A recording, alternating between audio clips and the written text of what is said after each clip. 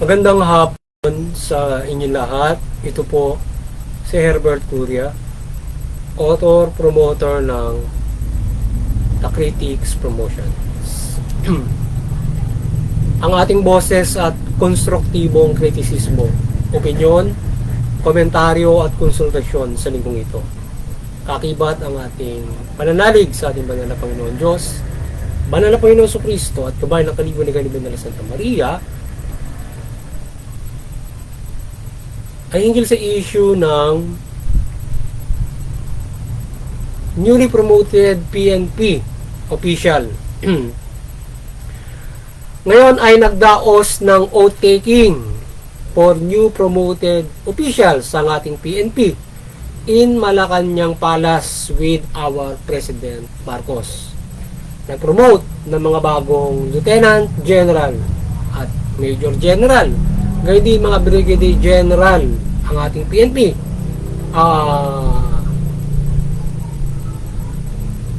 Sa ating PNP ang ating Pangulong Marcos. Sa gabay at pagsasalita ni Pangulong Marcos sa oath-taking ay sinabi niya na kanyang susuportahan ng lubos ang ating PNP sa kanilang tungkulin as long as ito ay naglilingkod ng mabuti sa kanyang serbisyo, sapagkat walang puwang sa hanay ng PNP ang at pamahalaan ang tiwali sa ating sa serbisyo o yung mga abusado. Ang mabuting pagprotekta nito sa pamilyang Pilipino at bansa ay siya din naman na ang buong pamahalaan ay nasa likod nila sa kanilang tungkulin. So nitong mga nakaraang araw ay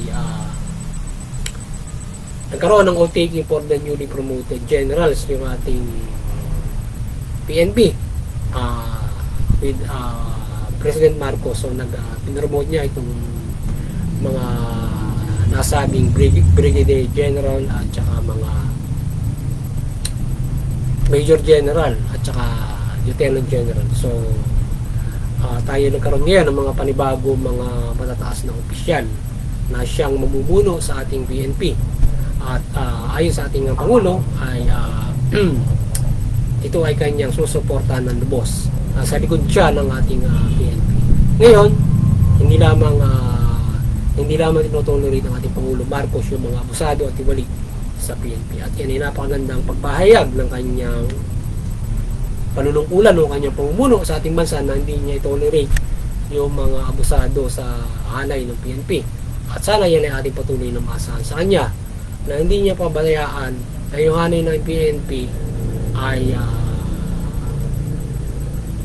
umabuso sa tungkulin at hindi siya makaparte ng whitewashing o yung pagtatakip sa mga kasalanan ng mga umaabusong pulis at the entire PNP. Kundi magkaroon tayo ng isang mahusay na hanay ng PNP na hindi na pinagtatakpan yung mga umaabuso sa tungkulin from lower to higher ranks yan, from patrolman to general. So dapat ay walang takipan. Kung ito'y nanungkulan ng gusto, buklod ang pamahalaan, suporta ng pamahalaan sa kanila at panglilipo ng Pilipino. Pero kung kayo ay aabuso, so sa pangunguna ng ating Pangulo ay hindi sila papabayaan ng mga abuso at kakibat ang mga mga Pilipino. At tayo ay makisa sa ating Pangulong Marcos na siya ay namumuno na hindi niya pinapayagan na mayroong mga abuso sa ating PNP. At napakahusay at napakagandang pakinggan kanyang tugunin ang mga bagay na ito upang magkaroon tayo ng patas na PNP enforcement o police enforcement na magtatanggol sa lipunan Pilipino doon sa mga kapwa natin nagkakamali na mga Pilipino o sino man na papasok sa ating bansa na magkakamali or any from outside. So ang mga tao ay umaasa sa hanay ng PNP na ito ay maglingkod ng tapat at matuwid sa ating komunidad at ito ay tugunin ng ating mga kawani ng PNP mula sa liderato nito at bagong talagang mga opisyalis. So yun. So umaasa yung lipunan Pilipino at inaasahan natin yan na itong bagong talaga at ang buong hanay ng PNP ay maglingkod siyempre ng tapat o accountable sa kanilang serbisyo. So, walang umaabuso yan. Patas sa magtatanggol para sa lahat for good. Yan. At maglingkod kayo ng tapat sa Diyos. Yung paglilingkod ninyo ay hindi lang ang paglilingkod sa pamahalaan Pilipino o sa bansang ito, kundi yan ay paglilingkod nyo sa Diyos. Kayo Diyos din ang naglukulok sa inyo dyan, sa inyong pesto yan. Hindi basta kayo na-point ng Pangulo, hindi kayo na-point ng Commissioner na point, hindi basta kayo nakapasa para dyan, kundi kayo ay nalukulok dyan dahil sa yan ay ginusto ng Diyos para sa inyo. Yan, na kayo ay makapaglingkod sa lipunan Pilipino at wag nyo samantalahin ang pagbibigay sa inyo ng pagkakataon ng Diyos na maglingkod at paglingkuran nyo ang Diyos at paglingkuran nyo ang lipunan Pilipino ng tapat at pabuti, patuwid, yan, at makatarungan. So ngayon ang Critics Promotions at yung People's Anti-Crimes Promotion, ating Anti-Criminality Promotions, ay mariing sumusuporta sa mabuting pamamahala at patas ng hustisya at karapatang pantao. At sa isyong ito ng pag-promote ng bagong mga general o opisyalis ng ating PNP at ang ating Pangulong Marcos ay ating sinusuportahan ng mga bagong talagang general sa kanilang mga posisyon at paglilingkod na gagawin. At pinagkakatiwala natin ng ating Pangulong Marcos sa mahusay nitong pagtatalaga sa mga ito para maprotektahan at nagpairal ng peace and order sa ating bansa. So tayo ay sinusuportahan natin ng ating mga newly promoted general at sa pagtatalagang ito ng Pangulong Marcos. So yung kanyang ipinromote na ito ay kanyang nalimian na salang mabuti na ito ay karapat-dapat sa kanilang posisyon. Yan. Ito ay maglilingkod ng gusto sa kanilang mga Pangulo. So naway gabayan din ng ating Pangulong Marcos naway gabayan din ng ating Panginoong Hesukristo at Kristo Jesus si Pangulong Marcos at mapamahalaanan nito ng makatarungan at matuwid ang ating PNP at buong pamahalaan at bansa. Sa gayon, ito ay umiran at ang mabuting pamamahala at magkaroon tayo ng bansang mapayapa at maunlad at patugon nito mula sa karapatang pantao at higit pa dito at manatili ito hanggang sa patuloy na kinabukasan o sa alindahin. So yan. So sana ay gabayan ng ating banal na Panginoon Diyos yung ating administrasyon ngayon mula Panginoong Marcos na ito ay makapamahala ng mabuti, matuwid, makatarungan at matugon nito yung karapatan ng mga Pilipino o sa pamamahala niya magampanan niya ng mabuti yung kanyang panunungkulan. So sa gabay ng ating banal na Panginoon Diyos magagawa niya yan at siya bigyan ng kalakasan, iba yung katalinuhan, magawa ito ng lubos na mabuting paglilingkod at siya ay hindi siya maakay, hindi siya mating doon sa kanyang liderato ng hindi mabuti o siya ay magyukan ng sino mang mga hindi mabubuti ang gusto at nais sa ating bansa na pamumuhay at pamamahala at na maging demonyo na siya ay hindi magyukan sa masamang pamamahala. Bagkos mangibabaw yung aral at gabay naman na ng Panginoon Diyos. At gabayan nga siya sa kanyang panunungkulan mula doon sa mabuting balita at iba't ibang mga panghihimala. Yan, gaya din sa ating promosyon sa ating The Bible Evangelist, tayo nananampalataya ng panghihimala na gabayan ng ating pamahalaan at ito sa administrasyon ito yung mga gabayan at ito yung pamamahala ng mabuti. So, mapamahalaanan niya ng mabuti yung PNP. Yung enforcement na ito ay hindi aabuso sa kanyang tungkulin at ito ay gagagap doon sa kanilang persa na ito ay pag-enforce ng patas at makatarungan. So naway maprotektahan niya ang lahat ng mamamayang Pilipino mula sa karapatang pantao at mamuhay ayon dito. So ang kapayapaan sa bansa ay iiral mula sa pagtugon sa karapatang pantao. Bawat karapatan ng bawat isa at kung saan walang naapi at naagrabyado at namumuhay ng gutom o mahirap na dapat ay ayon sa karapatan ang pamumuhay at walang mahirap at api. So yun. So sana yun ay patuloy na matugon ng ating Pangulo Marcos yung karapatang pantao na yung lahat ng lipunang Pilipino o lahat ng mga tao mamuhay ayon sa karapatan. Dahil kung mamumuhay ayon sa karapatan, walang maagrabyado, walang maaapi, walang mamumuhay ng gutom o mahirap ayon niya sa karapatang pantao. At kung ito ay magagawa ng ating Pangulo Marcos, ito ang pinakamagandang legasiya sa ating pamahalaan mula sa administrasyon ito sa bawat nanungkulan na siya lamang ang makakapagpairan ng lubos ng karapatang pantao sa ating bansa na lahat pumuhay ayon sa karapatan. At pilitin niya ito sa loob ng 6 na taon. Hindi man 100%, at least makabot siya ng malaking porsyento na makapumuhay ayon sa karapatan yung mga Pilipino. At yung lahat ay kung i-gauge natin doon sa salary, maliban dyan, syempre full employment muna. Bago pagka full employment with yung minimum wage niya accounts to human rights.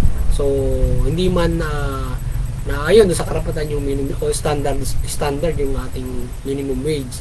So, lahat sana sumahod ng ganun at makapagtrabaho. Sa ngayon, walang magugutom. Diba? So, yung serbisyo nung DSWD, ng social services natin, hindi ganoon siya basta yung kanyang serbisyo ay hindi basta matutuon na lamang sa feeding program or mga iba't ibang mga ayuda, kundi ito ay mapupunta sa iba't ibang mas mahusay pa mga programa kung ang tao ay mayroong sapat na buhay. Yan, at yung ibang mga programa na mga social services doon sa mga halimbawa health, yan, mga edukasyon, yan, diyan umusubong yung ating mga malalaking serbisyo ng ating pamahalaan. Asay at kung ang tao ay mayroong trabaho lahat at mayroong sapat na kinikita o standard niya. So sana magabayan yung ating administrasyon na magawa niya na maabot yung full employment o lahat may trabaho at makaabot doon sa standard na sahod o kinikita. At hindi man sila employed doon sa isang kumpanya, halimbawa isang kumpanya ini-employed siya, ito man ay private o sa government, may negosyo siya na halimbawa yung MSMSE na pinangunan ng ating pamahalaan, doon man sa pagninegosyo na gano'n siya ay sapat yung kanyang kinikita. Halimbawa micro business mo, kikita to ng standard sa isang pamilya. Small, kikita to ng standard o yung mga gano'n, o medium scale na negosyo. So yung tatlo na yun ay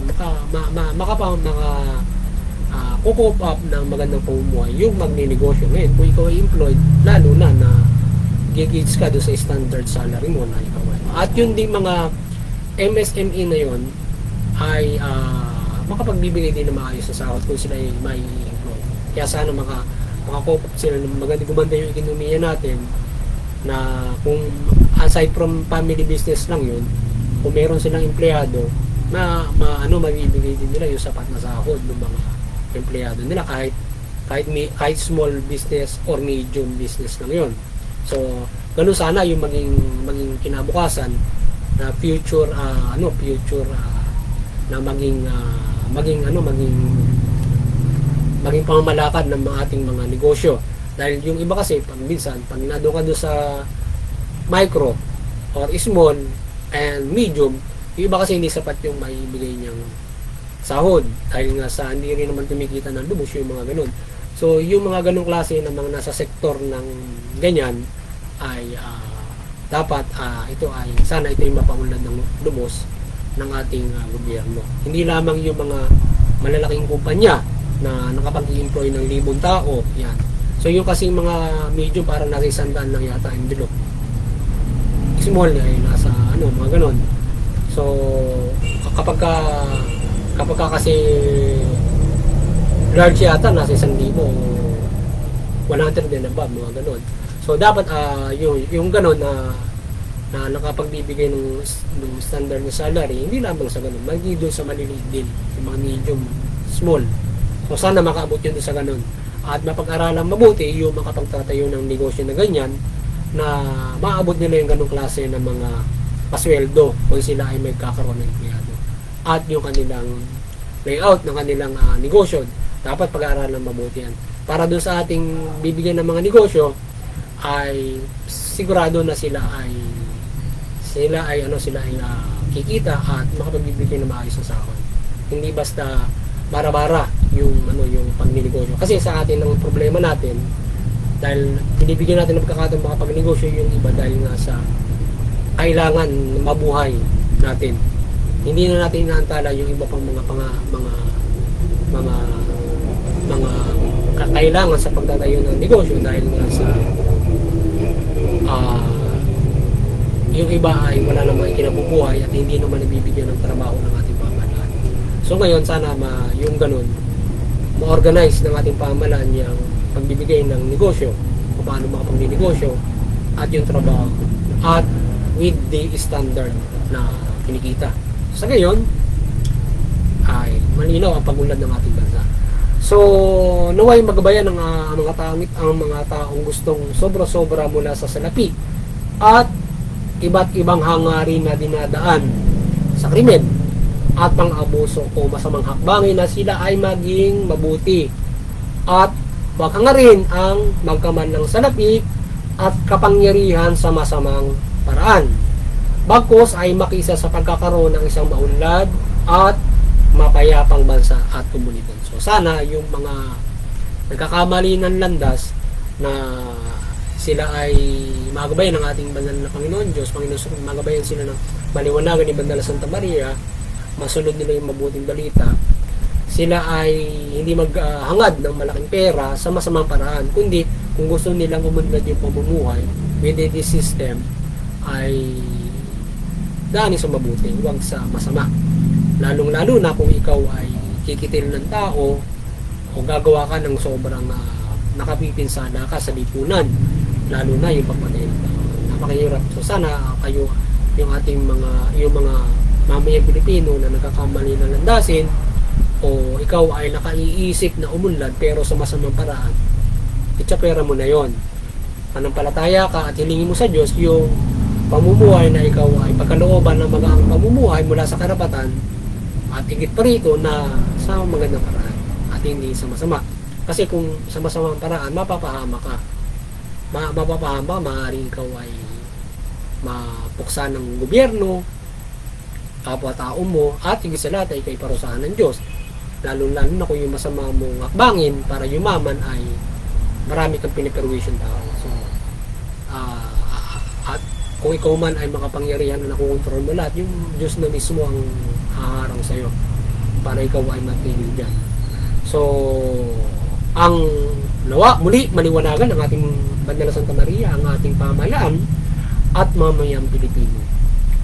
Talimain ang mabuting balita at ang pamahalaan ay mamahala ng mabuti at makatarungan at patas at ang mamamayan ay sumunod sa pamahalaan at iwasan ang paglabag sa batas. Sa gayon, makabumuhay tayo ng mapayapa, maunlad at magaan o maginhawa at ang higit ay may kaligtasang espiritual. Yan.